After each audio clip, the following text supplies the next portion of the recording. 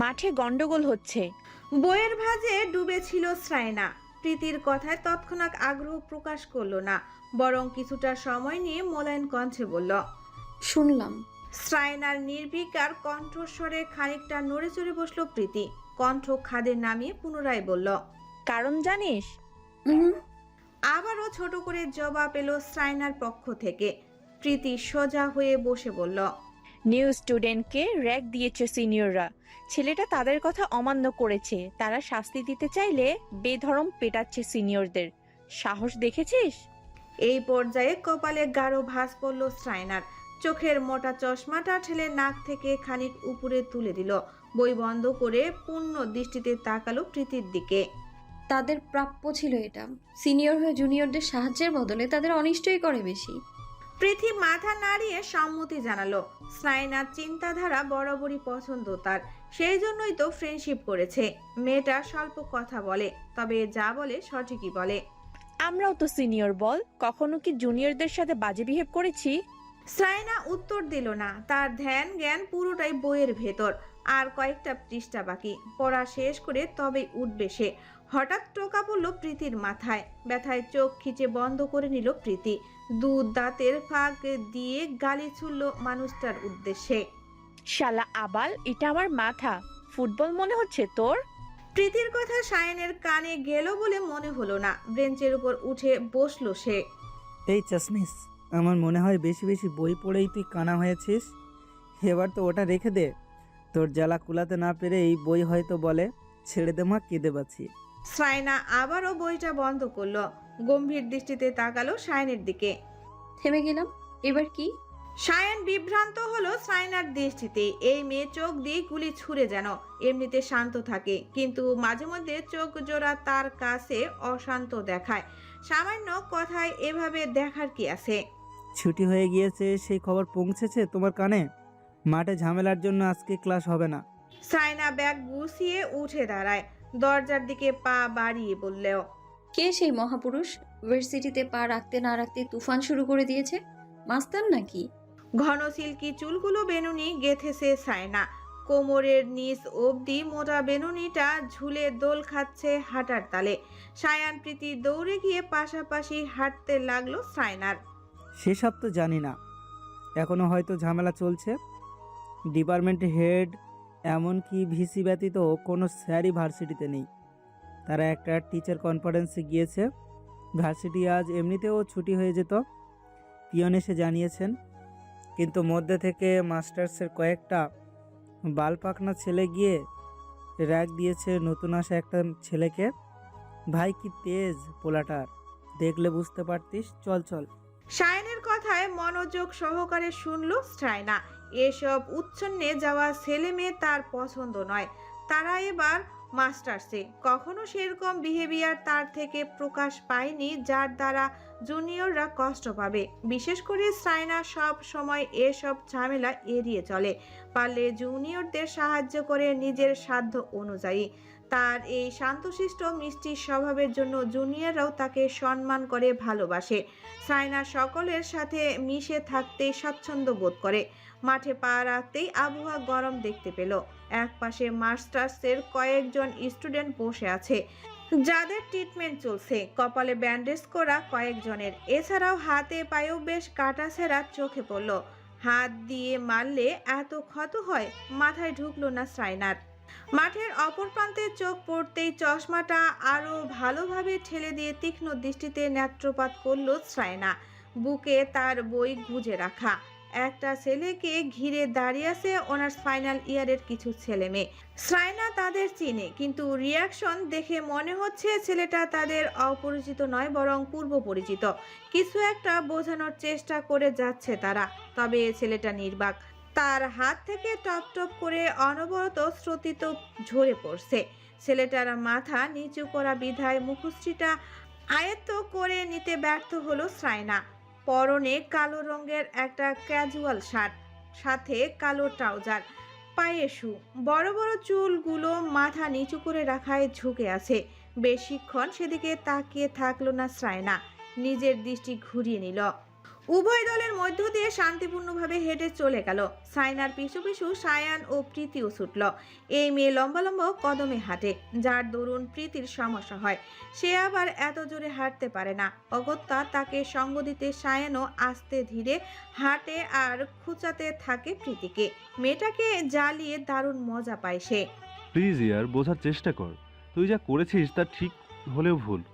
সিনিয়রদের দিকে কেউ চোখ তুলেও তাকায় না, আর তুই কিনা মেরে তক্তা বানিয়ে দিয়েছিস। এত রাগ কেন তোর? অ্যাডমিশন নিতে না নিতেই টিসি পেয়ে যাবি, তখন শান্তি করে টিসির পেপার পানিতে চুবিয়ে খেয়ে নিস। বিরক্তিকর গলায় উপরোক্ত কথাগুলো বলে উঠল মীরাব, কিন্তু তার কথার কোনো রিয়াকশনই হলো না ছেলেটার। সে নিজের মতো মাথা নিচু করে বসে আছে, অন্যদিকে যেন ধ্যান নেই। হাতে ব্যান্ডেজ অন্তত তো কর, রক্ত ঝরছে। আতঙ্কিত কণ্ঠে কথাটা বলে উঠল মিহি। রক্ত দেখলে তার মাথা ধরে যায়, এক প্রকার ফোবিয়া আছে বলা চলে। ব্যান্ডেজ করবে? এক রোখা ছেলে, ইচ্ছে করছে আমি দুটো লাগিয়ে দিই। সানির বিরক্তি কণ্ঠের বাক্য শুনে চোখ তুলে তাকালো ছেলেটা। চোখের কোণায় যেন রক্ত জমাট বেঁধেছে। ফর্সা মুখশ্রী রোদ্রের ঝালে লাল হয়ে আছে। তার শান্ত দৃষ্টি দেখে খানিক দূরে গিয়ে দাঁড়ালো সানি। তার মোটেও সাহস নেই বন্ধুর গায়ে হাত তোলার। ডায়লগ দিচ্ছিল আর কি। এভাবে চিলের মতো তাকানোর কি আছে ভেবে পেল না সানি। মারার ইচ্ছে পোষণ করেছে, মারিনি তো। আবরণ, কাল বিচার বসবে। আই এম ড্যাম শিওর তুই ভার্সিটিতে আসবি না কয়দিন। মীরাবের কথার পৃষ্ঠে তৎক্ষণাৎ আবরণ কিছু বলল না, বরং হাতটা দুবার ঝাড়া দিয়ে পকেট হতে রুমাল বের করলো। সেটা ক্ষত স্থানে পেছাতে পেছাতে শানিত কণ্ঠে বলল, Abaran, Zahid is not afraid of anyone. If you show such things again I will break your face, motherfucker. আবরণের এহেন গালিতে অভ্যস্ত সবাই, তবুও মীরাবের রাগ হলো। তার ধৈর্য খুব কম, অল্পতেই মেজাজ চটকে যায়, যেটা এখন হচ্ছে। সে চাচ্ছে আবরণকে বাঁচাতে, কিন্তু ছেলেটা তার কথা আদৌ শুনবে নাকি। ওঠ, বাসায় চল। তোর যা মন চায় সেটাই করিস। এখন এখানে থেকে বের হওয়াটাই বেটার হবে, আই গেস। মীরাবের কথা যেন কানে গেল না আবরণের। নিজের মতো করে হেলে দুলে দাঁড়ালো বসা থেকে। বড় বড় কদমে এগিয়ে গেল গেটের দিকে। সিনিয়ররা আর চোখে তাকিয়ে দেখে নিল একবার আবরণকে। ছেলেটা তাদের বেধরং পিটিয়েছে, এর সত্য তারা তুলেই ছাড়বে। পুরো ভার্সিটির সকল স্টুডেন্ট তামাশা দেখে গিয়েছে, শুধু কেউ এগিয়ে আসেনি। সেজন্য আরো রাগ হচ্ছে তাদের। ইচ্ছে করছে সামনে যাকে পাবে তাকেই যদি কয়েক ঘা লাগিয়ে দিতে পারত, তবে বুঝি আত্মার শান্তি মিলত। আবরণ, তুমি আবার ঝামেলা ক্রিয়েট করেছো। আমাকে শান্তি দিবে না নাকি? রাত দিন অক্লান্ত পরিশ্রম করে যতটুকু সম্মান অর্জন করি, সেটা তোমার এসব ভুলভাল কাজের প্রভাবে নিমিষেই ধূলিসাৎ হয়ে যায়। প্রেস্টিজ মূর্ছা যাচ্ছে প্রতিনিয়ত। নিজেকে কন্ট্রোলে আনো, otherwise I will hurt you. আবরণ। উচ্চ কণ্ঠে ছেলেকে ধমকে উঠলেন নীরজ জাহিদ। মাথা আউলে গিয়েছে তার। যখন থেকে কানে এসেছে আবরণ ভার্সিটিতে সিনিয়রদের পিটিয়েছে, এই ছেলেকে নিয়ে তিনি কি করবেন? অল্পতেই মাথা গরম করে উল্টাপাল্টা কাজ করে ফেলে। কম বিচার তো করেনি তিনি, এখন হাপ্পিত্তিস ধরে গিয়েছে। ঠাস করে হওয়া শব্দ নীরদের কানে আসতেই তিনি ঘাড় ঘুরিয়ে পেছনে তাকালেন। মুহূর্তেই গরম হয়ে যাওয়া মেজাজ আরো গরম হয়ে গেল তার। আবরণ টি টেবিল ছুঁড়ে ফেলে দিয়েছে, সেই সাথে তার প্রিয় ফ্লাওয়ার ভাসটাও ভেঙে টুকরো টুকরো করে ফেলেছে। দাঁতে দাঁত চেপে নিজেকে দমালেন নীরজ জাহিদ। এই হতচ্ছাড়া ছেলেকে তিনি কি করবেন? আবরণ, ভালো হচ্ছে না কিন্তু। এবার বেশি বাড়াবাড়ি করে ফেলেছো তুমি। বাবার কথার পিঠে উগ্র মেজাজি আবরণ চেঁচিয়ে উঠল, আমাকে জ্ঞান দিতে আসবে না। তাদের সাহস কি করে হয় আমাকে কানে ধরানোর? শালা বাস্টারদের কে বোঝাবে? তাদের এসব বালের কাজকর্ম আমার মেজাজ হট করে দেয়। আজকে মাটিতে পুঁতে রেখে আসতাম, যদি ওই শুরু করো না আটকাতো আমায়। ইচ্ছে করছিল কাছে চিবিয়ে খেয়ে ফেলে। রাগে গজগজ করছে আবরণ। নীরজ জাহিদ হতাশ হলেন। একে বক্তব্য দিয়ে বোঝানোর চেয়ে মরা গাছের সামনে বসে তসবিহ জপা উত্তম। পেছনে দুহাত গুটিয়ে ছোট কদমে সিঁড়ি বেয়ে উঠতে লাগলেন তিনি। কালকের ব্যাপারটা আমি সামলে নেব। এখন আমি ওপরে যাচ্ছি, আর কোনো ভাঙচুর আওয়াজ যেন কানে না আসে আমার। Is that clear? স্পষ্ট গম্ভীর কণ্ঠ নীরজ জাহিদের। এই ছেলেকে সঠিক পথে আনা তার কার্য নয়, সেটা বুঝে গিয়েছেন আরো বহু বছর আগেই। নীরজ জাহিদ, নিজের রুমে নাকি ডিরেক্ট উপরে চলে যাও না? তবু যেন তোমার এই বালের প্যাচাল থেকে মুক্তি পাই আমি। এতটুক দয়া অন্তত করো। গমগমে কণ্ঠে কথাটা বলে উঠল আবরণ। নীরজ জাহিদ ততক্ষণে করিডোরে পা রেখেছেন। ছেলের কথা যে তিনি শুনেননি সেরকম নয়, এড়িয়ে যাচ্ছেন আবরণকে। চাইলেও একদম কঠোর ব্যবহার করতে পারে না ছেলের সাথে। মুখে কয়েকটা কড়া কথা শোনানো, এতটুকুই। দিন দিন আরো উচ্ছন্নে যাচ্ছে আবরণ। এভাবে চললে কিভাবে সঠিক পথে আসবে সে? চিন্তায় পড়ে গেলেন নীরজ জাহিদ। পথ তো একটা বের করতেই হবে। ক্লাবের রং বেরঙের লাইট জ্বলছে, সেই সাথে গান বাজনার পরিবেশ উত্তাল। যুবক যুবতীরা নিজেদের মতো কোমর দুলিয়ে নাচ করছে। কেউ বা এক পাশে বসে বিয়ার গিলছে অথবা বিভিন্ন ব্র্যান্ডের মদ। এখানে শুধু বড় লোকদের ছেলে মেয়েরাই ঢুকতে পারে। একটা টিকিটের দামই অনেক। শহরের নতুন ক্লাব এটা, তাই ভিড়ভাড়টাও একটু বেশি। বাহিরে পুল সাইড আছে, সেখানেই পুলের একটু সামনে চেয়ার পেতে বসে আছে আবরণ, মিরাব, সানি। সামনে থাকা কাচের টেবিলে বেশ কয়েকটা বিয়ারের বোতল রাখা, যার অর্ধেক ইতিমধ্যে সাবার হয়ে গিয়েছে। সবগুলো আবরণ গিলেছে, বাকিরা শুধু গ্লাসে নিয়ে একটু একটু পান করেছে। তারা যে খায় না সেরকম নয়, আবরণের জন্য চিন্তা হচ্ছে তাদের। সকালের ব্যাপারটা মাথায় গেঁথে আছে। তোরা খাচ্ছিস না তো স্টেজ কার বল ফেলাইতে? আবরণের মুখের ভাষায় মিরাব চটে গেল। এই বাল ওয়াট ইউজ না করতে কতবার বলা হয়েছে, বিশেষ করে পাবলিক প্লেসে। কিন্তু আবরণ শোনার মতো পাত্র নয়। অগত্যা তাদের কিছু করারও নেই, না পারতে সহ্য করতে হয়। কথা বলিস না তো, তোর কথা শুনতে ইচ্ছে করছে না। চেয়ারে বসে টেবিলে পা তুলে রেখেছিল আবরণ। মিরাবের কথায় সে পা নামিয়ে ঠিকঠাক হয়ে বসলো। গালে হাত দিয়ে তাকালো বন্ধুর দিকে। ঠোঁট উল্টে নরম স্বরে বলল, তোর আমার উপর রেগে আছিস দোস্ত? আমি এমন কি করেছে বল? জাস্ট একটার পা ভেঙেছে, পরিপূর্ণভাবে ভাঙেনি হয়তো, শুধু মচকেছে। ভাঙতে না পারা দুঃখ হচ্ছে আমার। আর একটার মাথা ফাটিয়েছে মাত্র, এত রক্ত বের হয়নি। এই ধর মিনি সাইজের বাটি দিয়ে এক বাটির মতো রক্ত বের হয়েছে, ব্যাপার না। আর কয়টাকে ইচ্ছে মতো মারতে পারেনি তোদের জন্য। বাল ধরেছিলিস কেন? না ধরলে এতক্ষণ ওরা কবরে আর তুমি জেলে থাকতে শোনা। ওই গোবরে ভর্তি মাথায় বসবাসরত ব্রেন নামক জিনিসটাকে একটু ইউজ করো। আবরণ আঙ্গুল রাখলো নিজের ঠোঁটের উপর। শ্শ্, শব্দ করে থামতে বলল মিরাবকে। পূর্বের ভঙ্গিমায় বলে উঠল, গোবরে ভরা মাথা দিয়ে তো হাইব্রিড জাতের বুদ্ধি আসে। সেসব ছাড়, আমার হাতে হকি স্টিক কোন সালে দিয়েছিল? তোরা কি চাস মার্ডার করে জেলে যে আমি? আমরা কেউ দিইনি, সিনিয়রদের কাছেই ছিল। তুমি নিজ হাতে কেড়ে নিয়ে পিটিয়েছ। আমাদের টানবে না এসবের মাঝে। আবরণ শব্দ করে একটা কিল বসিয়ে দিল সানির পিঠে। আর্তনাদ করে উঠল সে। কাঁদো কাঁদো গলায় বলল, ঠিক এই কারণেই তোর থেকে দূরে এই বসেছি। সে তো উঠে এসেই মারলি ভাই। আমাকে ছাড়া আর কাউকে চোখে পড়ে না তোর? আবরণ নিজের গায়ের জ্যাকেটটা খুলে হাতে নিল। এরপর সেখান থেকে প্রস্থান করতে করতে বলল, কাল সময় মতো ভার্সিটিতে সিনেমা দেখতে চলে আসিস। নীরজ সাইড যাচ্ছে। আবরণ দৃষ্টির বাহিরে চলে যেতেই সজা হয়ে বসলো তারা। সানি বলল, পাপের নাম ধরে ডাকে কুলাঙ্কার ছেলে। মিরাব অগ্নিদৃষ্টিতে তাকালো সানির দিকে। আগুনে ঘি ঢালার কাজ করে সে আবারও বলল, এত উড়চণ্ডী থাকা ঠিক না। সেটা এই ছাগলকে বোঝাবে কে? মিরাব উঠে গিয়ে জোরে আরো একটা কিল বসিয়ে দিল সানির পিঠে। সানি এবার কেঁদে দিবে যেন। ব্যথায় চোখ মুখ কুচকিয়ে নিয়েছে। ওর সম্পর্কে সব জেনেও এ ধরনের কথা বলিস তুই?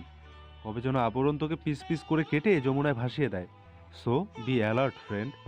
আর দাঁড়ালো না মিরাব। আবরণ নেই তার এখানে থাকার মানেই হয় না। এই পাঠার পাগলের প্রলাপ শুনতে শুনতে তার কান ফেটে যাবে। আর মস্তিষ্ক দূষিত হবে। অগত্যা সে নিজেও বের হয়ে এলো ক্লাব থেকে। সানি বোকার মতো গালে হাত দিয়ে তাকিয়ে রইল বন্ধুর গমনের পথে। বিরস কণ্ঠে বলল, যা বাবা, আমি কি করলাম? সবসময় বলির পাঠা আমাকেই বানাই এরা। দূর। রাত এখন 2:20 টেবিল ল্যাম্প জ্বালিয়ে নোট করছে শ্রেয়ানা। ঘুম যে পাচ্ছে না ব্যাপারটা সেরকম নয়। ঘুম যেন না আসে সেই জন্য চায়ের ফ্লাক্স নিয়ে বসেছে, কিন্তু মাঝে মধ্যে চা তার উল্টো প্রতিক্রিয়া দেখায় স্নেহার জন্য। ঘুম উপড়ে যাবার পরিবর্তে চোখ জ্বালা করে। ঘুম এসে কর্নারে অক্ষি কোটরের সামনে, কিন্তু তার তো ঘুমানো যাবে না। পড়াশোনা নিয়ে সে বেশ সিরিয়াস। এখান থেকেই মাস্টার্স কমপ্লিট করবে শ্রেয়ানা। স্কলারশিপের ইচ্ছে ছিল, কিন্তু কোনো কারণে ইচ্ছেটা মরে গিয়েছে। সময় সুযোগ এখন কোনোটাই নেই, তাই মানুষ বলে সময়ের কাজ সময় করা উচিত। দীর্ঘশ্বাস ফেললো শ্রেয়ানা। বই খাতা গুছিয়ে রেখে চেয়ার ছেড়ে উঠে দাঁড়ালো। দুহাত উঁচিয়ে কোমর টানা দিল। হেলতে দুলতে বিছানার দিকে এগিয়ে গেল সে। ছোট বোন শ্রেয়া ঘুমাচ্ছে। তার ঘুম ভীষণ গভীর। কেউ যদি টেনে হিস্ট্রে নিয়ে পচা নর্দমায় ফেলে আসে তবুও মেয়ের ঘুম ভাঙবে বলে মনে হয় না শ্রেয়ানার। একটু গন্ধ যদি নাসিকান্দে প্রবেশ করে তবে না হয় জেগে ওঠার সম্ভাবনা রয়েছে। কম্বলের নিচে ঢুকে বোনকে আষ্টে পিষ্টে জড়িয়ে ধরল। মেয়েটাকে এভাবে না ধরলে ঘুম আসে না তার। ছোট শ্রেয়া বোনের আশকারা পেয়ে নিজেও চেপে গেল তার দিকে। শ্রেয়ানা চুমু খেলো শ্রেয়ার কপালে। বোনটাকে সে খুবই ভালোবাসে। প্রতিদিন ভার্সিটি থেকে ফেরার পথে চকলেট আনতেই হবে। বড় ভাইয়া সেজান এত চকলেট আইসক্রিম এনে দিলেও মন ভরবে না তার শ্রেয়ানা আপুর থেকে চকলেট চাই। হুট করে শ্রেয়ানার ভার্সিটির ঘটনা মনে পড়ল। তার নির্ভেজাল মস্তিষ্ক ভাবতে লাগলো, পোলাপান এত ঝামেলা সৃষ্টি করে কি মজা পায়? শান্তিপূর্ণভাবে পড়াশোনা করে বিদায় নিয়ে চলে যাবে। জুনিয়ররা বড়দের সম্মান করবে, সিনিয়ররা জুনিয়রদের ভালোবাসবে, স্নেহ করবে। এরকম হলে ভালো হতো না? তা না করে এর মাথা ও ফাটাচ্ছে, ওর হাত এ ভাঙছে। বিরক্তি ধরে যায় শ্রেয়ানার। কি এক অসুস্থ সমাজে বাস করছে তারা। যে যা পারছে করছে, কোনো বাধ্যবাধকতা নেই। মারামারি কাটাকাটি করার পর বড়লোক বাপের ছেলে তার বাপকে নিয়ে আসে সাথে করে। টাকা পয়সা অথবা ক্ষমতা দিয়ে সব মিটমাট করে চলেও যায়। শ্রেয়ানার এ ধরনের লোকজন একদম পছন্দ নয়। সে বরাবরই শান্তপ্রিয় মানুষ, তাই শান্তিপূর্বভাবেই পড়ালেখা শেষ করে ভার্সিটি থেকে বের হতে চায়। বেলা 8টা বেজে গিয়েছে। শ্রেয়ানারা 3 ভাই বোন। বড় ভাই সেজান আলম একটা প্রাইভেট কোম্পানিতে জব করছে। সে 1 বছর হলো বিয়ে করেছে। সেজানের পর শ্রেয়ানা, সর্বশেষ শ্রেয়া। বাবা মা মারা গিয়েছে কয়েক বছর আগেই একটা কার অ্যাক্সিডেন্টে। ভাইয়ের টাকায় সংসার চলে, অসুবিধা হয় না তাদের। ভাবিও মিলেমিশে থাকে। অন্য ওই টাইপ মেয়েদের মতো উশৃঙ্খল না শ্রেয়ানার ভাবি। রুহি শিক্ষিত মেয়ে সে। প্রেমের বিয়ে দুজনের। আগে থেকেই রিলেশন ছিল, পরে সময় সুযোগ বুঝে ঘরে তুলে এনেছে সেজান। শ্রেয়া ক্লাস 2তে পড়ে। প্রতিদিন সকাল 8টার অফিসে চলে যায় সেজান। শ্রেয়ানা আর রুহি মিলে আড্ডা দিতে দিতে সকালের নাস্তা বানায়। শ্রেয়ানা ভার্সিটিতে যায় 10টার দিকে। 9টা বাজার 10 মিনিট আগে শ্রেয়াকে নিয়ে বের হয় রুহি। স্কুলে দিয়ে আসে, আবার 4টায় গিয়ে নিয়ে আসে। মাঝে মধ্যে সেজান ও শ্রেয়ানাও যায় আনতে। তারা বলতে গেলে সুখী পরিবার। খাবার নিয়ে সবে টেবিলে বসেছে শ্রেয়ানা। আলু পরোটার সাথে গরম গরম চা। পরোটা দিয়ে চা খেতে তার দারুণ লাগে। দেওয়াল ঘড়ির দিকে নজর বুলিয়ে নিল। 9টা 14 বাজে। যেই পরোটার একটা বাইট দিতে যাবে হঠাৎ কলিং বেল বেজে উঠল। আবারও সময় দেখলো শ্রেয়ানা। কপালে ভাঁজ পড়লো তার। রুহি এত জলদি চলে এলো? তার তো শপিং এ যাওয়ার কথা স্কুল থেকে। স্মরণের পরনে বাসার সাদামাটা পোশাক। সিল্কি চুলগুলো পেছনে একটা কাঁকড়ার সাহায্যে আটকিয়ে রেখেছে। কোমর ছড়িয়ে দুলছে চুলগুলো। ছোট ছোট কিছু চুল গালের পাশে পড়ে আছে। দাঁত দ্বারা নিজের পাটির ঠোঁট কামড়ে কিছুক্ষণ দাঁড়িয়ে রইল শ্রেয়ানা। আবারও বেজে উঠল কলিং বেল। রুমে গিয়ে খোঁজাখুঁজি করেও অর্ণা পেল না কোথাও। আলমারি খুলতে ইচ্ছে করলো না, তাই হাতের কাছে থাকা লম্বা তোয়ালে জড়িয়ে নিল গায়ে। দরজা খুলতেই সে অবাক হলো, আশেপাশে কেউ নেই, তবে বেল চাপলো কে? রাগ হলো শ্রেয়ানার। উপরের তলার বিচ্ছু ছেলেটা নিশ্চয়ই বেল চেপেছে, ইচ্ছে করছে কি মাথাটা ফাটিয়ে দিয়ে আসতে। পরক্ষণেই মনে মনে আস্তাগফিরুল্লাহ পড়ল শ্রেয়ানা। কারো মৃত্যুর কামনা করা উচিত নয়, কিন্তু সে কি করবে? ছেলেটাকে এতবার বলার পরও সেই একই কাজ বারবার করে। পরের বার সামলে পেলে আচ্ছা মতো বকে দিবে। শ্রেয়ানা ফিরে আসবে তখনই তার চোখ পড়ল ফ্লোরে পড়ে থাকা একটা বাক্সের দিকে।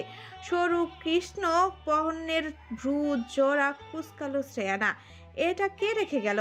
এদিকে সেদিকে উকিঝুঁকি দিল শ্রেয়ানা, কাউকে দেখতে পেল না। অগত্যা বক্সটা হাতে উঠিয়ে নিল সে, উল্টো পাল্টে দেখে নিল ভালোভাবে বোমটম আছে নাকি ভেতরে। নিজের ভাবনার উপর নিজেই বিরক্ত হলো সে। বক্সের গায়ে খুব ছোট ছোট অক্ষরে লেখা।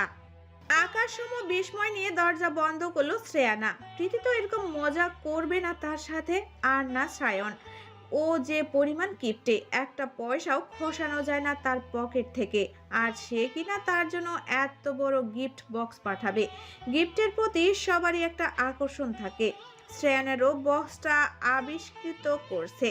কে পাঠিয়েছে সেটা হয়তো বক্স খুললেই বোঝা যাবে। একটা কেচি নিয়ে বসলো সোফার উপর, দাঁত দিয়ে ঠোঁট চেপে ধরে গিফটের প্যাকেটটা আনপ্যাক করতে লাগলো। বক্স খুলতেই তার চক্ষু চড়ক গাছ, হেসকি উঠে গেল। কিছুক্ষণ ওভাবেই কুমিরের মতো টান পারল সে। নিজেকে সামলে টি টেবিলে থাকা জগ হতে পানি ঢকঢক করে পানি খেয়ে নিল। বক্সের ভেতর 4টা শাড়ি, কালো, মেরুন, গোলাপি, সাদা। বক্সটা বড় সরই ছিল, তবুও শ্রেয়ানা বুঝতে পারেনি ভেতরে কি থাকতে পারে। সে তো কখনোই গিফট টিপ পায়নি, তাই তার এসব সম্পর্কে ধারণা কম। শাড়ির সাথে ম্যাচিং চুড়ি, জুয়েলারি। শাড়িগুলো অনেক সুন্দর, পছন্দ হয়েছে শ্রেয়ার, কিন্তু এতগুলো জিনিস কে দিল তাকে?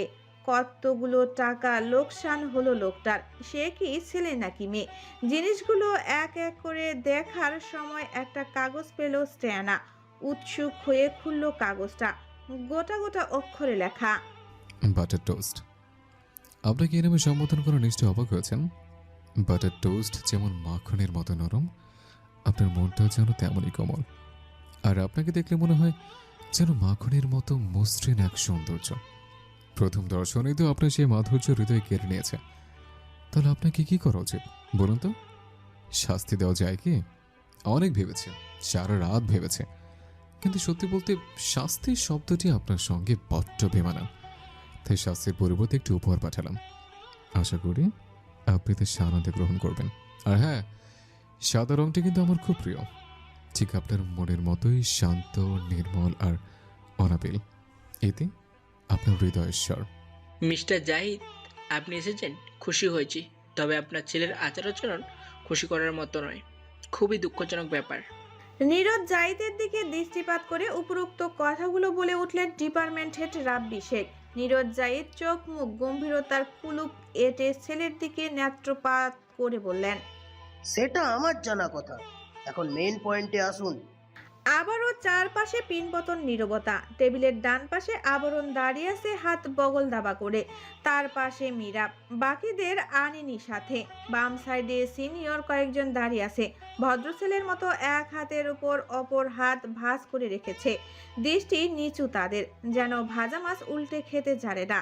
রাব্বি শেখ দু দলের দিকে একবার করে তাকালেন, পুনরায় নীরজ জাহিদের দিকে তাকিয়ে বললেন, কি আর বলবো, দাঁড়ানোর ধরন দেখে যান, প্রিন্সিপালের সামনে কেউ এভাবে দাঁড়ায়? হেডের কথায় আবরণ একবার নীরজ জাহিদের দিকে তাকালো। তিনি ইশারা করলেন সোজা হয়ে দাঁড়ানোর জন্য। আবরণ ফোঁস করে শ্বাস ফেলে হাত দুটো সোজা করে এক পাশ থেকে বেঁকে দাঁড়িয়ে রইল। মিরাবের কাঁধে হেলান দিয়ে রেখেছে। মিরাব গোপনে চিমটি কাটলো আবরণের কোমরে, যেন ঠিকঠাকভাবে দাঁড়ায় সে। তবে আবরণ পাত্তা না দিয়ে সেভাবেই দাঁড়িয়ে রইল। রাব্বি শেখ চোখের চশমাটা খুলে রুমাল দিয়ে মুছে নিলেন। পুনরায় আবরণের দিকে তীক্ষ্ণ দৃষ্টিতে তাকিয়ে বললেন, আর কত বেয়াদবি করবে? নীরদ জাহিদের মতো স্বনামধন্য ভদ্রলোকের নাকি এমন অবদার্থ ছেলে, লজ্জাজনক বিষয়। মুখ দিয়ে বিরক্তির উচ্চারণ করলো আবরণ। নীরদ জায়েদ তাদের চেয়ারটা শব্দ করে টেনে সেথায় বসে পড়ল। চমকালেন রাব্বি। নীরদ জায়েদও অপ্রস্তুত হলেন। সিনিয়র ছেলেগুলো হতভম্ব নেত্রে তাকিয়ে আছে আবরণের দিকে। এই ছেলের মধ্যে সামান্য ভয় ডর নেই নাকি? সারা ভার্সিটি যেখানে হেডের নাম শুনলেও কাঁপে, আর আবরণ সেখানে একের পর এক বেয়াদবি করে যাচ্ছে। বড় চুলগুলোতে একবার হাত বোলালো আবরণ। হাতের কালো রঙের ব্যান্ডের ঘড়িটাতে সময় দেখে নিয়ে বিরস কণ্ঠে বলল, আপনার সমস্যা কি বলুন তো? আমার ধারণা নিয়ে এত ঝামেলা ক্রিয়েট করছেন কেন? এতে মেইন টপিক তো চাপা পড়ে যাচ্ছে। শুরু থেকে আমাকে নিয়ে পড়ে আছেন। আপনার অফিসে দাঁড়িয়ে আছে বলে কি মেঝে ক্ষয় হয়ে যাচ্ছে নাকি আপনার কোলে বসে গিয়েছে? আচ্ছা ঝঞ্ঝাট লোক তো আপনি মিয়া। ভদ্র আচরণ করছে দেখে ভাববেন না আমি আপনার সো কল্ড নীরদ জাহিদের মতো ভদ্রলোক। রাগিয়ে দিলে আপনার পেছনে আপনাকে গড়িয়ে চলে যাব। মীরাব কপাল চাপড়ালো। যা এতক্ষণ বহু কষ্টে ধৈর্য ধরেছিল সব শেষ করে দিল এই ছেলে। কান্না পেল মীরাবের। হেড ওকে কিছু না বললেও মীরাবকে ঝাঁটা পেটা করবে। আবরণ বড়দের সাথে এভাবে কথা বলে? সরি বলো। নীরদ জাহিদের ফ্যাস ফ্যাস কণ্ঠ শুনে আবরণ এক ভ্রু উঁচিয়ে তাকালো তার দিকে। দাঁতে দাঁত চেপে বলল, আমার কপালে কি বোকাচোকা লেগে আছে নীরদ জাহিদ? মীরাব এটা চেক করতো। আমি মাপ চাইব? দোষ তো আমার নয়। আর আমার যদি দোষ হতো তবু আমি মাপ চাইতাম না। আবরণ জাহিদকে এতই কমজোর মনে হয় যে যেখানে সেখানে জায়গা থেকে সরি বলবে? অবমানে রাব্বি শেখের মুখ থমথমে হয়ে গেল। মুখ কালো করে বসে রইলেন তিনি। সিনিয়র তিনজন উৎসুক দৃষ্টিতে তাকিয়ে আছেন আবরণের দিকে। মনে মনে পৈশাচিক হাসিতে মেতে উঠলেন তারা। হেড একটু বেশি স্ট্রিক, তাদের কম পানিশমেন্ট দেননি। আবরণের দৌলতে তাদের বিনা টিকিটে সিনেমা দেখা হয়ে গেল। তোমরা কি দেখছো? সিনেমা চলছে, যাও আউট। তিনজনই মিনমিন করে সালাম দিয়ে বের হয়ে গেল।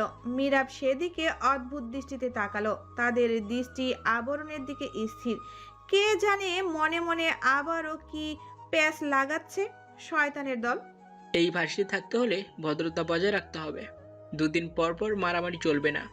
শুনেছি আগের ভার্সিটিতে এই মারামারির জন্যই টিসি পেয়েছো। ভালোভাবে থাকবে, তবেই টিকতে পারবে এখানে। উঠে দাঁড়ালো আবরণ। প্যান্টের পকেটে হাত পুরে পূর্ণ দৃষ্টিতে তাকালো রাব্বি শেখের দিকে।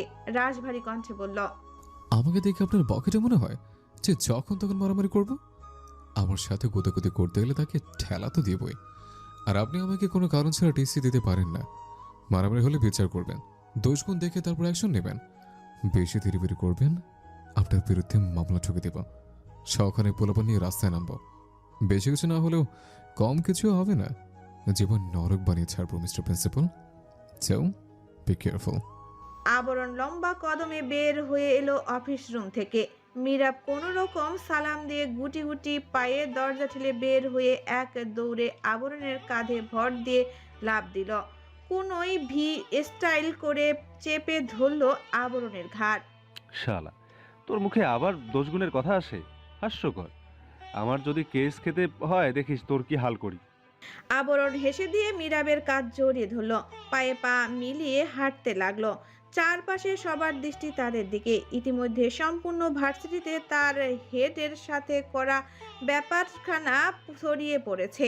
এই কাজ যে এই তিন ছেলে করেছে সেটা ভালোভাবেই বোঝা যাচ্ছে। কেস খেলে আমি আছি না? তোর নামে যে কেস করবে তার জন্য ফাঁসির দৌড়ে নিয়ে হাজির হবে আবরণ জাহিদ। মেয়েদের মতো মুখ বাঁকালো মীরাব।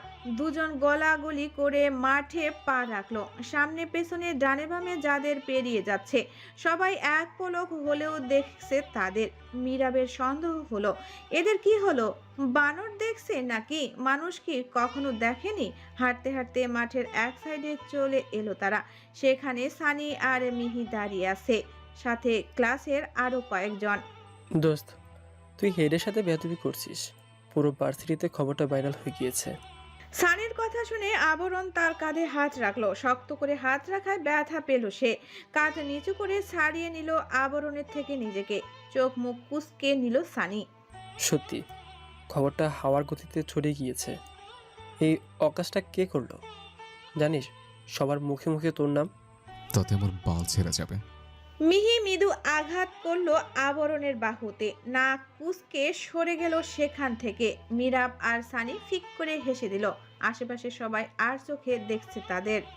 সবার মুখে আবরণ জাহিদের নাম থাকুক, সেটা আমি চাই। তাহলে অন্তত কারোর সাথে ঝামেলা হবে না, আর না টিসি পেতে হবে। বালের ভার্সিটি আর কত বদলাবো, বড় হয়ে গেলাম টিসি নিতে নিতে, আর তারা দিতে দিতে হয়রান হয় না। মিরাব খানিক হেসে বলল। তুই একাই নিস, যারা দেয় তারা তো ভিন্ন। মাথা নাড়লো আবরণ, চুলগুলো হাত দিয়ে নড়াচড়া করে বলল। চল ক্লাবে যাব। জিভ কাটলো মিরাব, নাকচ করলো আবরণের প্রস্তাব। না না, ইম্পর্টেন্ট ক্লাস আছে, আমি যেতে পারবো না। আবরণ ক্ষুব্ধ দৃষ্টিতে তাকালো মিরাবের দিকে, তাতে যেন কিছু যায় আসে না তার। উল্টো ক্লাসের দিকে পা বাড়ালো। আবরণ পেছন থেকে চেপে ধরলো মিরাবের ঘাড়, দাঁতে দাঁত চেপে টেনে নিয়ে যেতে দিতে বলল। তোকে ছেড়ে দিয়ে আমি যাবো না। তুই যাবে না, তোর ঘাট যাবে। ঢপ দিস। ক্লাস তোর কোন বাপ করাবে? কেউ কি আছে নাকি ভার্সিটিতে? ভিসি একসাথে কতগুলো ক্লাস নেবে? শালা লুজার। মিরাব মুখ ভোঁতা করে আবরণের সাথে যেতে লাগলো। সানি তাদের পিছু পিছু আসছে। সে সব সময় আবরণের থেকে দূরে থাকার চেষ্টা করে। আবরণের এক একটা মার পিছে তবলা বাজিয়ে দেয় তার। সম্পূর্ণ ঘটনা যেন শ্রেয়ানার গ্রগ্রাস শেষে গিলে নিল। আবরণ রাত যেখানে দাঁড়িয়েছিল তার পাশেই মোটাসোটা একটা গাছ আছে। শ্রেয়ানা, প্রীতি ও সায়ন তার পেছনেই ছিল। মূলত সেখানে তারা আড্ডা দিচ্ছিল। সানির কণ্ঠস্বর পেয়ে সকলেই উৎসুক দৃষ্টিতে তাদের দিকে তাকিয়ে থেকে দৃশ্যগুলো নজরবন্দি করে নিল। শ্রেয়ানার চোখের মোটা ফ্রেমের চশমাটা ঠিক করে নিল। আবরণের গমন পথে অদ্ভুত দৃষ্টিতে তাকিয়ে থেকে বলল। অদ্ভুত পুরুষ। এই ছেলে আদৌ পড়াশোনা করে এই অবধি এসছে, নাকি শিক্ষকের কপালে বন্দুক তাক করে হুমকি দিয়ে বলেছে 5 নাম্বার দে, না হলে এক্ষুনি খুলি উড়িয়ে দেব। শ্রেয়ানার কথা বলার ধরন দেখে দুজনেই ফিক করে হেসে দিল। প্রীতি সায়নের কাঁধে হাত রেখে হেলান দিয়ে বলল। যাই বলিস, ছেলেটা কিন্তু মারাত্মক কিউট। কি আদুরে গাল দুটো ইচ্ছে করছিল টেনে দিতে। সায়ান সরে গেল। হেলান দিয়ে থাকা প্রীতি ঠাস করে মাটিতে পড়ে গেল। সায়ান তাচ্ছিল্যের হাসি দিয়ে বলল। তুই নজর দিয়েছিস মানে? ছেলেটার এমনিতেই পেট খারাপ হবে। আমি বরং গিয়ে দেখি দুটো সেলাইন কিনে হাতে ধরিয়ে দিয়ে আসি। মানুষের কষ্ট আবার আমার সহ্য হয় না। পাত্তা দিল না প্রীতি। মাটিতে বাবু হয়ে বসে হাঁটুতে হাত ভর দিয়ে তাতে গাল ঠেকিয়ে রাখলো। মোহনীয় কণ্ঠে বলল। সিনিয়র হয়ে জুনিয়রকে প্রপোজ করলে কি পাপ হবে বন্ধু? শুধু পাপ না, কঠিন পাপ হবে, কবিরা গুনাহ হবে। এসব থেকে দূরে থাকাই শ্রেয়। জুনিয়রের জন্য ছ্যাঁচড়ামো করে নিজের ব্যক্তিত্বকে নষ্ট করিস না। মুখ ঝামটা দিয়ে উপরোক্ত কথাগুলো বলে সেখান থেকে প্রস্থান করলো শ্রেয়ানা। এমনিতেই সে চিন্তায় আছে। এতক্ষণ তো ভুলেই বসেছিল। চিন্তায় কপালে ভাঁজ পড়ল তার। মাঠের মধ্য দিয়ে দ্রুত পা চালিয়ে হাঁটছে সে, দৃষ্টি মাটির দিকে। কে সেই লোক? কেউ কি প্যাং করছে তার সাথে? কিন্তু কেন? কে করবে এমন? অযথা এতগুলো টাকা খরচা করে এসব করতে যাবে, সেটাও শ্রেয়ানার মতো একটা মেয়ের সাথে, যার কিনা প্রেম ভালোবাসার প্রতি কোনো আকর্ষণই নেই। কে সেই লোক? কারোর রসাক্ত কণ্ঠ পেয়ে শ্রেয়ানার পা জোড়া থেমে গেল। সেখানেই দাঁড়িয়ে রইল। সত্যি তো, তার কয়েক হাত সামনেই দেওয়াল। চমকালো শ্রেয়ানা, 2 কদম পিছিয়ে এলো। ঘাড় বাঁকিয়ে বামে তাকালো সে। লম্বা চওড়া শ্যামবর্ণের এক পুরুষ। শ্রেয়ানার মতো তার চোখেও মোটা ফ্রেমের চশমা। কৃতজ্ঞতার দৃষ্টিতে তাকালো শ্রেয়ানা। মৃদু কণ্ঠে ধন্যবাদ উচ্চারণ করে কাঁধের ব্যাগে চেপে ধরে প্রস্থান করলো সেই জায়গাটা। পেছনে রেখে গেল শ্যামবর্ণের পুরুষটার অদ্ভুত দৃষ্টি। Butter toast, butter toast. পা জোড়া থেমে গেল শ্রেয়ানার। বুকের ভেতর ছলাৎ করে উঠল। তড়িৎ ঘাড় ঘুরিয়ে পেছনে তাকালো সে। পর মুহূর্তেই সামনে তাকে হতাশার ভঙ্গিমা হাঁটা ধরল। একটা লোক বাটার টোস্ট বিক্রি করছে। শ্রেয়ানার অবচেতন মন ভেবে নিয়েছিল চিঠি দেওয়া লোকটা। নিজের ভাবনার উপর হাসি পেল শ্রেয়ানার। লোকটাকে তার এত খোঁজ নিতে হবে না। এতদিন গিফট পাঠিয়েছে, তাতে কি? হয়তো কোনো শুভাকাঙ্ক্ষী। শ্রেয়ানা শুয়েও দেখবে না ও সব। তাছাড়া ভাইয়া ভাবিকে কি উত্তর দিবে সে? ও একা একা কখনো জিনিসপত্র কিনতে যায় না। সেখানে এত শাড়ি জুয়েলারি কখন কিনলো? তা তার চেয়ে বরং একটা কাজ করা যাক, সবগুলো প্রীতিকে উপহার হিসেবে দিবে। বান্ধবীও খুশি, শ্রেয়ানার টাকাও গেল না, তাই শ্রেয়ানাও খুশি। কথাকার কোন হৃদয়স্বর এসেছে তাকে উপহার পাঠিয়ে ঘায়েল করতে। ভেংসি গেটে লিফটে উঠল শ্রেয়ানা। তারা যে বাসায় থাকে সেটা 7 তলা, তারা 5 তলার ফ্ল্যাট কিনে নিয়েছে। এমনকি অনেকেই ফ্ল্যাট কিনে বসবাস করছে, তবে 2-1 জন ভাড়ায় থাকে। ফ্ল্যাটের সবাই খুব ভালো, প্রতিবেশীর মতো মিলেমিশে থাকে, সেরকম কোনো ঝামেলা হয় না তাদের সাথে। শ্রেয়ানা নিজের কাছে থাকা চাবি দিয়ে দরজা খুলল। ভেতরে প্রবেশ করে যেই দরজা বন্ধ করবে দেখতে পেল আগের জায়গায় আবারও একটা পার্সেল। মাথা যেন ঘুরে উঠল তার। পার্সেল না উঠিয়ে দৌড়ে বের হলো দরজা ঠেলে। আশেপাশে ভালো মতো নজর বুলিয়ে নিল। লিফট দিয়ে সে মাত্র আসলো, সেখানে কেউ থাকতে পারে নাকি? না তো, এখানেও কেউ নেই। পরক্ষণেই শ্রেয়ানা দ্রুত ফ্ল্যাটে ঢুকে নিজের রুমে গেল। ব্যালকনির পর্দা সরিয়ে পা রেখে নিজের দৃষ্টি দিল সে। তার ব্যালকনি থেকে গেটের সম্পূর্ণ অংশই দেখা যায়, এমনকি রোডও পরিষ্কার দেখা যায়। শ্রেয়ানা নিচে তাকাতেই একটা অটোকে চলে যেতে দেখল। যতক্ষণ পর্যন্ত অটোটা দেখা যায় ততক্ষণই গ্রিল ধরে তাকিয়ে রইল শ্রেয়ানা। লোকটা খুবই চালাক, এখানেই হয়তো উত পেতে বসেছিল। যেই শ্রেয়ানা লিফট থেকে বেরিয়েছে, ফটাফট পার্সেল রেখে লিফটে করে ভেগেছে। পার্সেলের কথা স্মরণ হতেই আবারও দৌড়ে দরজার সামনে এলো সে। কেউ দেখে ফেললে সর্বনাশ, হাজারটা প্রশ্ন করবে। কিন্তু তার আফসোস হচ্ছে মানুষটাকে একটুর জন্য দেখতে পেল না। একটু পেছনে তাকালে কি হতো তার? পার্সেলের দিকে হতাশার দৃষ্টিতে তাকিয়ে ঠাস করে দরজা বন্ধ করে দিল সে।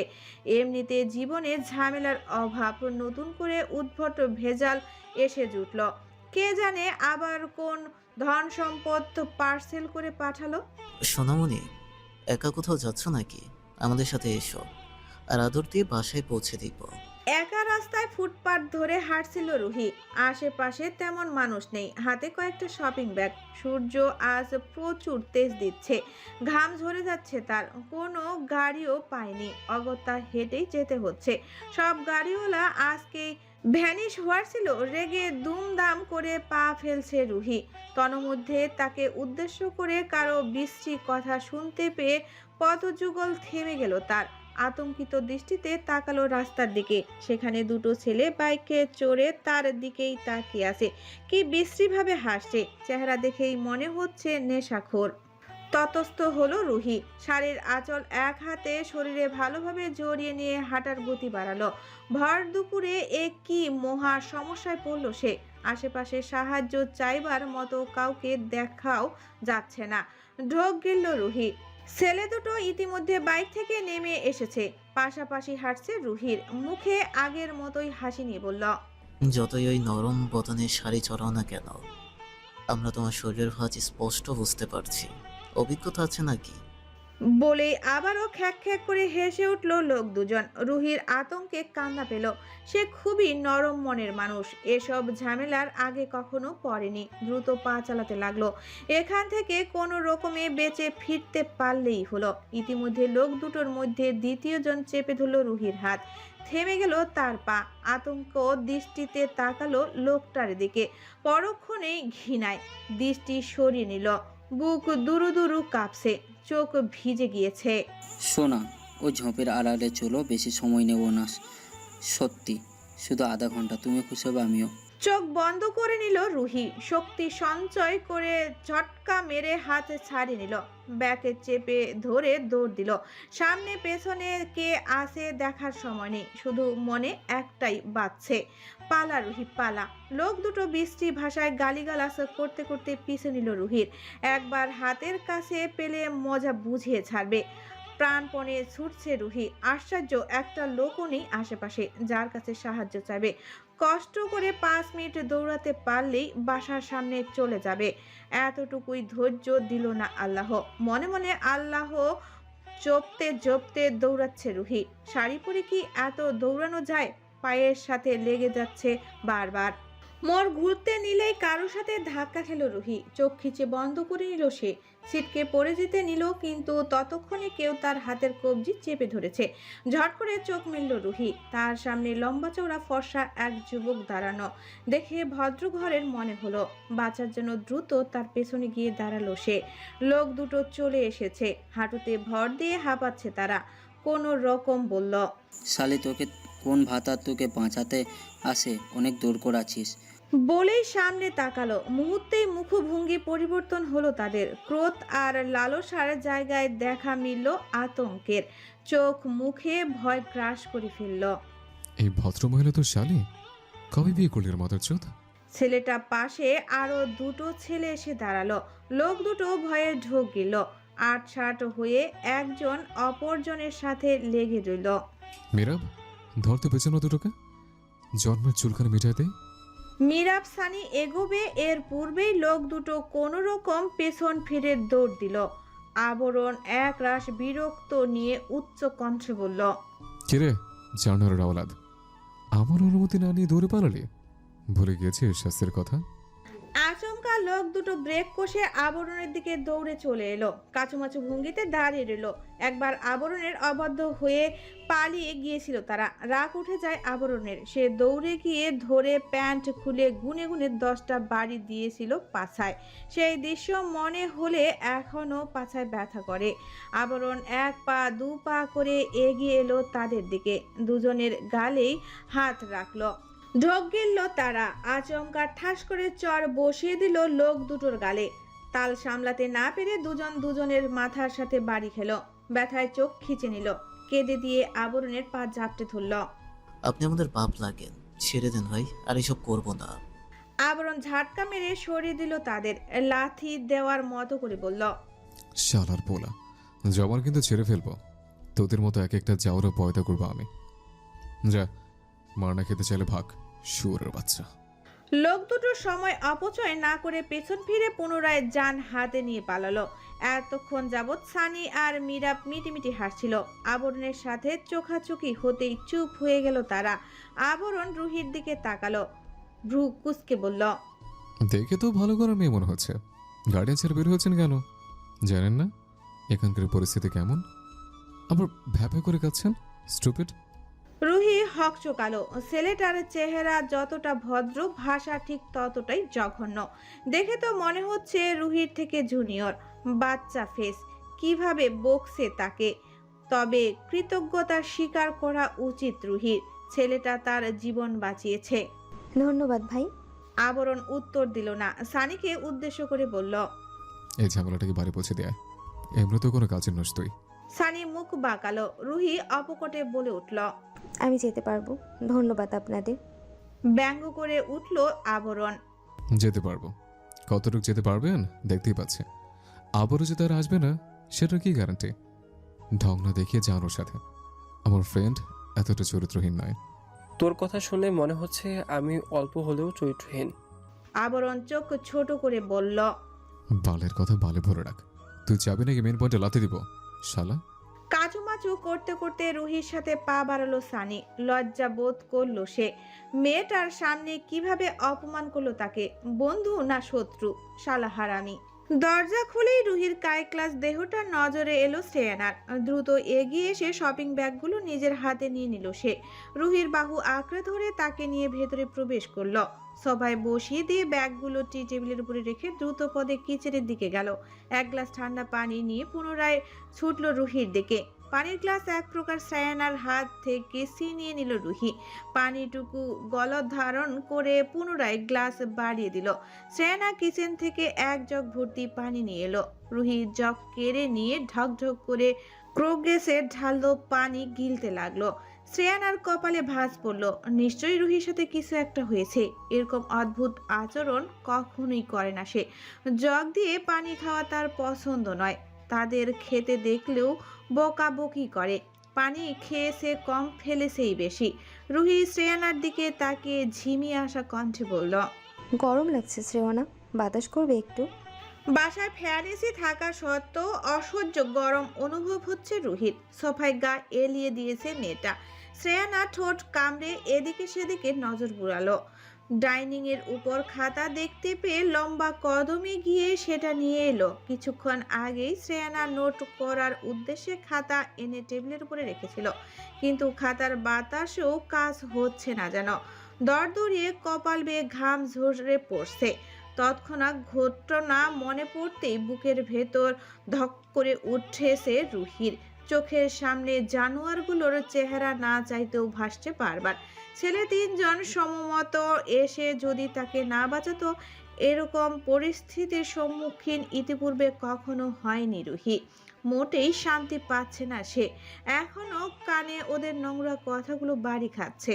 হুট করেই শ্রেয়ানার কোমর দু হাতে শক্ত করে আঁকড়ে ধরল রুহি। মাথা ঠেকলো তার বুকে, বিড়বিড় করে আওড়ালো, আমাকে শান্তি দাও শ্রেয়না, একটু শান্তি এনে দাও। ভেতরে অশান্তির ঝড় বইছে, ভীষণ অস্থির লাগছে, ভীষণ। রুহির মাথায় হাত বুলিয়ে দিল শ্রেয়ানা, নরম কণ্ঠে শোধালো, নিজেকে একটু শান্ত করো ভাবি, অস্থিরতাকে ঠাঁই দিও না। আমাকে বলো কি হয়েছে। মাথা উঠিয়ে ননদের দিকে তাকালো রুহি। চোখে তার পানিতে টইটুম্বুর, এক্ষুনি যেন কোটর ছেড়ে বের হয়ে আসবে। শ্রেয়ানা হাত বাড়ালো রুহির গালে, পুনরায় জানতে চাইল, তুমি সবটা না বলে বুঝবো কি করে? সমাধানই বা দেবো কিভাবে? বলো না ভাবি। শ্রেয়ানার কণ্ঠস্বর রুহির কানে বরফের মতো শীতল শোনালো, নরম আর শান্ত, অস্থিরতা নেই। কি সুন্দরভাবে কথা বলে মেয়েটা। বরাবরের মতো এইবারও মেয়েটার কণ্ঠস্বরে ঘায়েল হলো রুহি। চোখ বন্ধ করে শ্বাস টানলো বার কয়েক। কম্পিত কণ্ঠে তার সাথে ঘটে যাওয়া সকল ঘটনা বিস্তারিত বক্তব্য করলো শ্রেয়ানার নিকট। সেই ছেলে তিনজনের কথাও বলতে ভুলল না, যারা তার জীবন বাঁচিয়েছে। শ্রেয়ানা চমকালো, অবাক দৃষ্টিতে তাকালো রুহির দিকে। ভাবির সাথে যাওয়া উচিত ছিল তার। একদিন ভার্সিটি না গেলে কি বা ক্ষতি হয়ে যেত? শুধুই এতটা হয়রানি হতে হলো রুহিকে। তবু আল্লাহ বাঁচিয়েছেন, লাখ শুক্রিয়া। রুহির চোখ মুছে দিয়ে দাঁড় করালো তাকে শ্রেয়ানা। ঠোঁটের কোণে মৃদু হাসি ফুটিয়ে বলল, আল্লাহর শুকরিয়া আদায় করো ভাবি, তিনি এত বড় অঘটনের হাত থেকে রক্ষা করেছেন তোমায়। এখন চট জলদি গোসল সেরে তার দুয়ারে মাথা ঠেকাও, নিজেকে শান্ত করো, কিচ্ছু হয়নি। ভাইয়ার আসার সময় হয়ে যাচ্ছে, স্বাভাবিক হও। এসব তার কান গেলে অথবা অযথাই ঝামেলা করবে শুধু শুধু। আমি সব সময় বুঝিয়ে তাকে বলবো না। ঘরে যাও দ্রুত। রুহি নিজেকে স্বাভাবিক করার চেষ্টা করলো। হাত দুটো মুষ্টিবদ্ধ করে জোরে একবার শ্বাস টানলো। ধীরে ধীরে নিঃশ্বাস ছাড়লো রুহি। চোখ মেলে তাকালো শ্রেয়ানার দিকে। কি শান্ত আর মায়ায় ঠাসা তার আখিদ্বয়, যেখানে কোনো চঞ্চলতা বা আড়ষ্টতার ছাপ নেই। রুহি শ্রেয়ানার এক হাত চেপে ধরলো, হেসে বলল, তোমার ভাইয়ের কান এসব গেলে অফিস থেকে ফিরে এসে তোমার আমার দুজনেরই পিঠের ছাল গুটিয়ে নেবে। সত্যি একা বের হওয়া উচিত হয়নি, আর কখনো এরকম করবে না। ঢের শিক্ষা হয়েছে মা। কিছুক্ষণ থেমে রুহি আবারও বলল, তবে যাই বলো, ছেলেটার বাচ্চা ফেস দেখতে এত কিউট, মন চাচ্ছিল আদুরে গাল দুটো টেনে দেই, কিন্তু মুখের ভাষার স্ত্রী দেখে অদম্য ইচ্ছেটাকে গেলে ফেলেছে। তার কথা শুনলে মরা মানুষ আবার মরে যাবে শ্রেয়না। রুহির বলার ভঙ্গিমা দেখে হাসি পেল শ্রেয়ানার। ঠোঁট চেপে হাসলো সে। রুহির হাত ধরে টানতে টানতে তার রুমে দিয়ে আসলো। না হলে এই মেয়ে ভাঙ্গার রেকর্ড বন্ধ হবার নয়। সোফায় আরাম করে বসলো শ্রেয়ানা, দীর্ঘশ্বাস ফেললো। ঘড়িতে সময় দেখে নিল একবার। আর 1 ঘন্টার মতো সময় আছে। ভাইয়া এসে যদি রুহিকে অস্বাভাবিক দেখে নিশ্চয়ই সন্দেহ করবে, এটা সেটা বলে মাথা খেয়ে নেবে। এর চেয়ে সে রুহিকে শান্ত করে ঘরে রেখে এসেছে। ধ্যান অন্যদিকে ঘুরিয়ে দিয়েছে। অল্পতেই মাথা থেকে বের হয়ে যাবে এসব। রুহির আচরণ সম্পর্কে ভালোই ধারণা আছে শ্রেয়ানার। এত কিছুর মধ্যে তার মাথা থেকে বের হয়ে গেছে পার্সেলের ব্যাপারটা। সোফায় 2 পা তুলে টিভি অন করলো সে।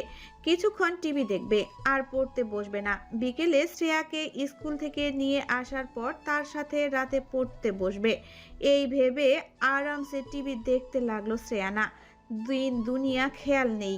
পাশাপাশি হাঁটছে মিরাব ও আবরণ। সময় এখন সন্ধ্যা 7টা। রাস্তাঘাট ফাঁকা, তেমন লোকজন নেই। শহর থেকে খানিক দূরে একটা নির্জন রাস্তা ধরে দুজনেই উদ্দেশ্যহীনভাবে হাঁটছে। আবরণের হাঁটার ধরন এলোমেলো। বারবার মিরাবের সাথে বাড়ি খাচ্ছে সে। মিরাব ধাক্কা দিয়ে সরিয়ে দিচ্ছে। আবরণ আবারও একই কাজ করে যাচ্ছে। মিরাবও কম যায় না, বারবার ধাক্কা দিচ্ছে তাকে। দোস্ত, কোনো বাসা কি পাবো না? মীরাবের কণ্ঠে অসহায়ত্বের ছাপ। আবরণ কাঁধে হাত রাখলো তার। দুজনে উচ্চতায় সমান সমান। আবরণ মীরাবকে যতটুকু পারে স্নেহ করে। সে নিজেই এক উচ্ছৃঙ্খল ছেলে। মীরাব তাকে সামলাতে হিমশিম খায়। তবু আবরণ সবসময় তৎপর মীরাবকে সাহায্য করতে। এত চিন্তা করছিস কেন? তোকে আমার বাড়িতে নেব না, একটা ফ্ল্যাট কিনে নেই, চল দুজনে সেখানেই থাকবো। দাঁড়িয়ে গেল মীরাব, চোখ ছোট করে বলল। আমাকে তোর কোন অ্যাঙ্গেলে বড়লোক মনে হয়? আবরণ পিছু না ফিরে সামনে হেলে দুলে হাঁটতে লাগলো। মীরাব দৌড়ে পিছু নিল তার। পাশাপাশি আবারও হাঁটতে লাগলো দুজন। আমি এখন টাকা দিয়ে দিব, পরে যখন জব করবি ফেরত দিয়ে দিবি আমায়। মীরাব মুখ বাঁকালো, উদাস ভঙ্গিমায় বলে উঠলে। আমাদের ফ্রেন্ডশিপের পর কত টাকা খেয়েছি তার হিসেব আছে? ওগুলো ফেরত দিতে গেলে সারা জীবন চাকরি করতে হবে আমার। ধুম করে কিল বসালো মীরাবের পিঠে। ঘুরে এসে বাইকে উঠে বসলো সে। অপেক্ষা করতে লাগলো মীরাবের। মীরাব সময় নিল না, ছুটে এসে বসে পড়ল আবরণের পিছনে। বাহুতে মৃদু ঘুষি দিয়ে বলল, চল শালা। আবরণ বাইক স্টার্ট দিয়ে হেসে বলল, মাথার চোদ, আমার কোনো বোন নেই, তবে শখ ছিল একটা বোনের। সবার সব শখ ইচ্ছে পূরণ হয় না, তাই আমারটাও হয় নাই। মীরাব শয়তানি হাসি দিয়ে বলল, আঙ্কেলকে বিয়ে করে দিই চল, এরপর ডজনখানেক বোনের ভাই হতে পারবি। আবরণ তাচ্ছিল্যের হাসি দিল, যেটা অন্ধকারে মীরাবের দৃষ্টি সীমার অগোচরেই রয়ে গেল। নীরজ জায়দের মতো চরিত্রহীন লক্ষ্মীরা বিয়ে ব্যতীত এখনো টিকে আছে। দেখ গিয়ে কোন গলিতে কত পাচ্ছে পদা করে রেখেছে। মীরাব জিভ কাটলো, মৃদু ধাক্কা দিল আবরণের বাহুতে। দাঁতের দাঁত চেপে বলল, এত ঘৃণা করিস কেন? না যেন ভাবছো দাও। চোখ মুখ কুঁচকে নিল মীরাব, ঠোঁট ফুলিয়ে বলল, আমার সামনে অন্তত এসব ওয়ার্ড ইউজ করিস না। ছ্যাঃ। ভ্রু কুঁচকে এলো আবরণের, কিরমির করে বলল, শোনো আমার, তুমি কি আমার গার্লফ্রেন্ড লাগো? তোমার সামনে ভদ্রতা বজায় রেখে চলতে হবে। তোর গার্লফ্রেন্ড থাকলেও মুখের ভাষার জন্য বেশি দিন টিকতো না, ব্রেকআপ হয়ে যেত। এবার একটু লাগাম টান ব্রো। পাত্তা দিল না আবরণ। ফুল স্পিডে বাইক চালাচ্ছে সে। লং ড্রাইভে কত দূর এসেছে কে জানে। ভারী বাতাসে সে শরীরে বাড়ি খাচ্ছে। মন্দ লাগছে না দুজনের। হঠাৎ মীরাব বলে ওঠে, একটা প্রেম কর আবরণ, দেখি কতদিন টিকিয়ে রাখতে পারিস। আর একটা এসব বারের কথা উচ্চারণ করবি, পাছায় লাথি দিয়ে বাইক থেকে ফেলে দেবো শালা। মীরাব তার দু হাত এগিয়ে নিয়ে আবরণের গাল দুটো টেনে দিল। দ্রুত ব্রেক কষল আবরণ। ঝাড়ি মেরে মীরাবের হাত সরিয়ে দিয়ে দাঁতে দাঁত চেপে বলল, বাল আমার, গাল ধরিস কেন? জানিস না এটা আমার পছন্দ না? মীরাব হাসতে হাসতে বলল, চড়ছিস কেন? তোর গাল দুটো আমার সারাদিনই টানতে ইচ্ছে করে। কি কিউট তুই দোস্ত, মেয়ে হলে তোকেই বিয়ে করতাম। বলেই আবরণের কোমর জাপটে ধরল মীরাব। চেঁচিয়ে উঠল আবরণ, যেন কেউ বিচ্যুটি পাতা ঘষে দিয়েছে তার শরীরে। শরীর ঝাঁকি দিয়ে বলল, হাজারা হারামজাদা, তুই জায়গা মতো টেনে দেবো, তাহলে অন্যের গাল টানার স্বাদ মিটবে। দ্রুত হাত সরিয়ে নিল মীরাব। গাল ফুলিয়ে বলল, সামান্য গালি তো ধরেছি, আর তুই আমার ফিউচার ধরে টান দিচ্ছিস। ইটস নট ফেয়ার আবরণ জায়েদ। ভাইয়ের সামনে মাথা নিচু করে দাঁড়িয়ে আছে ছোট্ট শ্রেয়া। হাত দুটো সামনে ভাঁজ করে রাখা। মাথা থুতনির সঙ্গে লেগে যাচ্ছে তার। ভয়ে ঢোক গিলছে অনবরত। মনে প্রাণে চাচ্ছে শ্রেয়ানা বা রুহি দুজনে একজন তাকে বাঁচিয়ে নিক বড় ভাইয়ের হাত থেকে। বোনের থেকে কিছুটা দূরত্বে কঠোর দৃষ্টিতে তার দিকে তাকিয়ে আছে শ্রেজান। হাতে তার একটা লাল টকটকে গোলাপ ফুল, সাথে একটা তথাকথিত লাভ লেটার। বোঝাই যাচ্ছে শ্রেজান বহু কষ্টে তার রাগ দমন করছে। স্কুলে এসব করতে যাও পাজি মেয়ে, এই বয়সে এত পেয়ে গিয়েছ, থাপড়িয়ে গাল লাল করে দেবো তোমার। কেঁপে উঠল শ্রেয়ানার ছোট্ট দেহ। দৃষ্টি নিচু রেখে অদূরে দাঁড়িয়ে থাকা বোন আর ভাবির দিকে তাকালো শ্রেয়া। ঠোঁট ভেঙে আসতে চাইলেও কান্না গিলে নিচ্ছে সে। মনে মনে ভীষণ জেদ চাপলো তার মনে। ভাইয়া ভাবি এমনকি আপুর সাথেও কথা বলবে না সে। কেউ একবার তার থেকে আসল ঘটনা জানতেও চাইল না। মাথা নিচু করে রইল শ্রেয়া। কোমর অবধি লম্বা চুলগুলো দুপাশে ঝুটি করা। কিছু চুল ছোট ছোট করে কপাল অবধি কেটে দিয়েছে শ্রেয়ানা। দেখতে ভারী মিষ্টি লাগে ছোট শ্রেয়াকে। কথা বলছো না কেন এখন? লাস্ট ওয়ার্নিং দিচ্ছি, প্রতিদিন তোমার ব্যাগ চেক করবো আমি। এসব বাজে জিনিস আরেকদিন পেলে মেরে হাত পা ভেঙে বসিয়ে রাখবো ঘরে, বুঝতে পেরেছো তুমি? টলমল চোখে ভাইয়ের দিকে তাকালো শ্রেয়া। কান্নাগুলো গিলে কোনো রকমে বলে উঠল, এখন কেন বলবো? হ্যাঁ, এখন কেন কথা বলবো? আমার কথা তোমরা আগে শুনেছো? কোথায় বলবো না আমি তোমাদের সাথে। দৌড়ে নিজের রুমে গিয়ে শব্দ করে দরজা লাগিয়ে দিল শ্রেয়া। দৌড়ে তার টেডি ভর্তি বিছানায় লাফ দিয়ে শুয়ে পড়ল। মিনি সাইজের একটা টেডি বুকে জড়িয়ে দম মেরে শুয়ে রইল। চোখ বেয়ে পানি গড়িয়ে পড়ছে, অথচ মুখে কোনো শব্দ নেই। কয়েকবার টোকা পড়ল শ্রেয়ার রুমের দরজায়, নড়ল না শ্রেয়া। সে জানে এখন কে আসতে পারে, আজ কিছুতেই গলবে না সে। প্রচুর রাগ করেছে। মখট করে শব্দে দরজা খুলে যেতেই আরো সিটিয়ে গেল শ্রেয়া। খিচে লেপ্টে রইল বিছানার সাথে। কিছুতেই কথা বলবে না, কিছুতেই না। শ্রেয়াপু, ভাইয়া কথা বলবেন আমার সাথে? শ্রেজানের আদুরে বুলিতে মন গলল না শ্রেয়ার। সেভাবেই শুয়ে রইল যেন সে কিছুই শুনেনি। সেজান মুস্কি হেসে শ্রেয়ার ছোট্ট দেহ দু হাতে কোলে তুলে নিল। পা ছুড়াছুড়ি করতে লাগলো শ্রেয়া। চিৎকার দিয়ে বলল, ছাড়ো, ধরবে না আমায় তুমি। তোমরা সবাই বাজে, কেউ ভালো না। শ্রেজান চোখ কুঁচকে নিল, হাসতে হাসতে বলল, আস্তে কথা বলো, কান ফেটে যাবে আমার। রাগে শ্রেয়ার রাগ আরো যেন দ্বিগুণ হলো। শ্রেজানের দু গালে জোরে টান দিয়ে চিল্লিয়ে বলল, তুমি সত্যি বাজে ভাইয়া, খুব খুব। তুমি জানো না ওই চিঠি আমার না? আমার বান্ধবী নীতি তার ব্যাগে রাখতে গিয়ে আমার ব্যাগে রেখে দিয়েছে। তুমি নামটাও তো পড়লে না, বকাবকি করলে আমায়। কথাই বলবো না আমি। শ্রেয়ার বড় বড় চোখ দুটোতে মুহূর্তেই অশ্রুরা ভরে গেল। ঠোঁট উল্টে ফুপিয়ে উঠল সে। শ্রেজান বোনের গালে টপাটপ চুমু খেলো, কাঁধে মাথা রেখে দুলতে লাগলো। শ্রেয়া ভাইয়ের কাঁধে মাথা রেখে চুপচাপ শুয়ে আছে, চোখে এখনো পানির ফোয়ারা। শ্রেজান দুলতে থাকা অবস্থায় বলে উঠল, আমার সোনা বাচ্চা, ভাইয়া এতগুলো সরি। ওদের সাথে মিশবে না কেমন? ভালো নয় ওরা, দেখো না বাজে কাজ করে। ছোট করে উত্তর দিল শ্রেয়া। শ্রেজান হেসে দিল। বুঝতে পারলো বোনের রাগ সহজেই ভাঙবে না। অগত্যা তাকে কোলে নিয়ে রুম থেকে বের হয়ে এলো। বাইকের চাবি পকেটেই ছিল। শ্রেয়াকে নিয়ে বের হবার আগে বাড়ির দু নারীর দিকে তাকিয়ে সতর্কতার কণ্ঠে বলল, আমি ফেরার আগে দরজা খুলবে না। কেউ মারা গেলেও যেন এই দরজা না খোলে। দিনকাল ভালো না, সো বি অ্যালার্ট। চুপচাপ মাথা নাড়ল শ্রেয়ানা আর রুহি। শ্রেজান বের হয়ে যেতেই হাঁপ ছেড়ে বাঁচল তারা। শ্রেজান নিজেকে যতটা গম্ভীর দেখাতে চায় ততটাও গম্ভীর নয় সে। খুবই মিশুক প্রকৃতির ছেলে, তবে বোন স্ত্রী এদের প্রতি ভীষণ পজিটিভ। তোমার ঘরে একটা পার্সেল দেখলাম, কিছু অর্ডার করেছো শ্রেয়না? চমকালো শ্রেয়ানা। আতঙ্কিত দৃষ্টিতে তাকালো ভাবির দিকে। রুহির চোখে মুখে দুষ্টুমির ছাপ স্পষ্ট। ঢোক গিলল সে। রুহি কি সব দেখে ফেললো?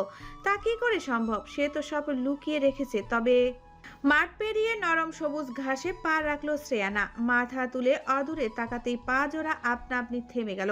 সেখানেই শক্ত পায়ে দাঁড়িয়ে রইল সে। হতভম্ব নেত্রে তাকিয়েছে অদূরে দাঁড়িয়ে থাকা মানুষগুলোর দিকে। আবরণ ছেলেটাকে তার দু বন্ধু জাপটে ধরে আছে, ধরে রাখা মুশকিল। ষাঁড়ের মতো আবরণকে লাফাতে দেখে কপালে ভাঁজ পড়ল শ্রেয়ানার। এই ছেলের আবার হলো কি? আবরণের থেকে দৃষ্টি সরিয়ে আরো সামনে তাকালো শ্রেয়ানা। বেশ কিছুটা দূরেই সায়ান দাঁড়ানো। তার পেছনে পিঠের শার্ট চেপে ধরে প্রীতি দাঁড়িয়ে আছে। কিছুক্ষণ পর পর শরীর ঝাঁকুনি দিয়ে উঠছে তার। দূর থেকেই শ্রেয়ানা বুঝতে পারলো মেয়েটা কাঁদছে।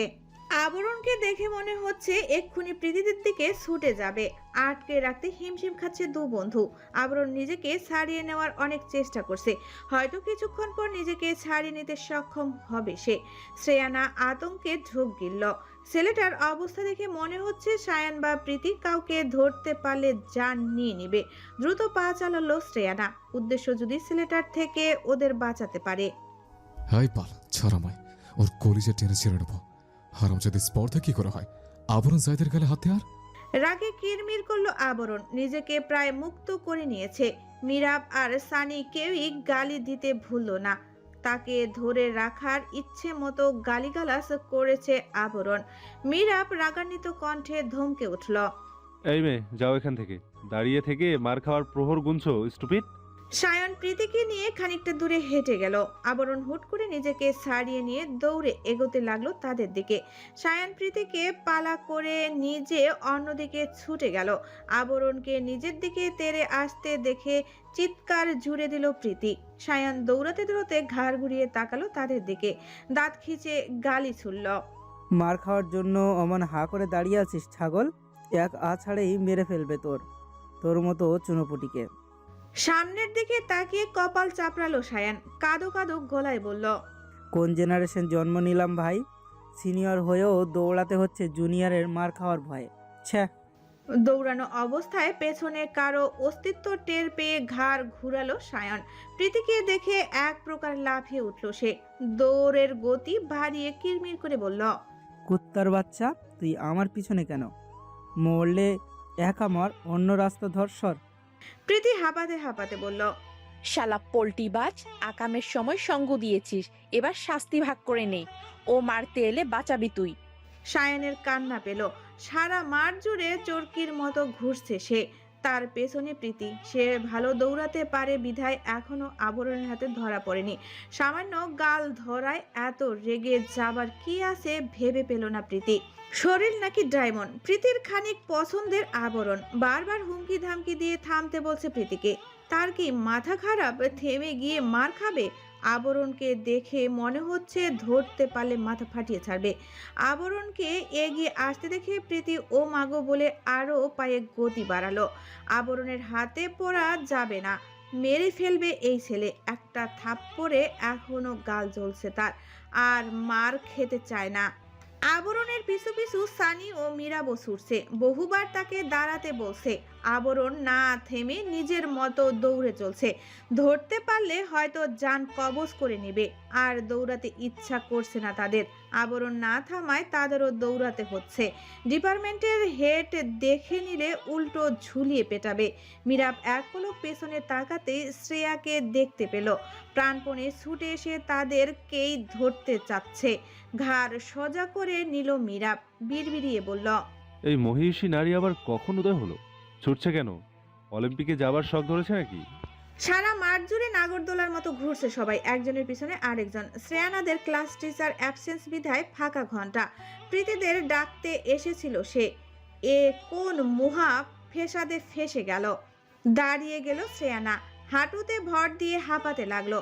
কুনোয়ের কাপড় দিয়ে কপালের ঘাম মুছে নিল, সবার অবস্থান পরোক্ষ করে নিল সে। কিছুক্ষণের মধ্যেই হয়তো প্রীতি আর সায়ান ধরা পড়ে যাবে। শ্রেয়ানাকে অদূরে দাঁড়িয়ে থাকতে দেখে সায়ানও দ্রুত এগিয়ে আসে তার দিকে। শ্রেয়ানা বুঝতে পেরে উল্টো ঘুরে দৌড় দিল। দৌড়াতে দৌড়াতে পূর্বের জায়গায় ফিরে এলো সে। শ্রেয়ানা থামতেই প্রীতি আর সায়ান তার পেছনে এসে লুকালো।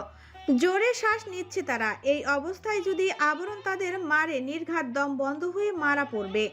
আবরণের পিছনে মীরাপ ও সানি এসে দাঁড়ালো, বুকে হাত দিয়ে জোরে জোরে শ্বাস নিচ্ছে। আবরণ ঘন ঘন শ্বাস ফেলে নিজেকে শান্ত করলো। সামনে অচেনা এক মেয়েকে দাঁড়িয়ে থাকতে দেখে আগাগোড়া পরোক্ষ করে নিল তার। ভ্রু কুঁচকে মীরাবের উদ্দেশ্যে বলল,